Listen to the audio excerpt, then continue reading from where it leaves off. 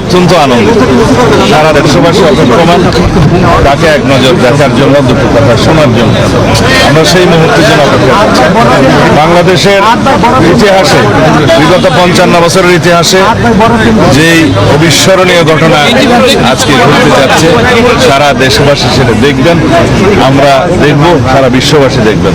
ইনশাআল্লাহ আমরা আশা করি এই মুহূর্তটিকে আমরা ঐতিহাসিক মুহূর্ত হিসেবে পালন করতে পারব। আমরা দীর্ঘ 16-17 বছর অবিরাম সংগ্রাম করেছি, আন্দোলন করেছি গণতন্ত্রের জন্য, ভোটাধিকার ফিরে পাওয়ার জন্য। সেই গণতান্ত্রিক আন্দোলনের সমাপ্তি হয়েছে ছাত্র গণ অভ্যুত্থানের মধ্য দিয়ে। ফ্যাসিবাদের পতন হয়েছে, ফ্যাসিস্ট পালিয়েছে, অবরুদ্ধ গণতন্ত্র অবমুক্ত হয়েছে। আমরা সেই রকম একটি আবহে আজকে একত্রিত হব। বাংলাদেশের এই মুহূর্তটি অবশ্যই অবিস্মরণীয়। বিশ্বের যারা গণতান্ত্রিক বিশ্ব, যারা গণতন্ত্রের জন্য লড়াই সংগ্রাম করেছে, তাদের জন্য এটা একটি উপমা হবে।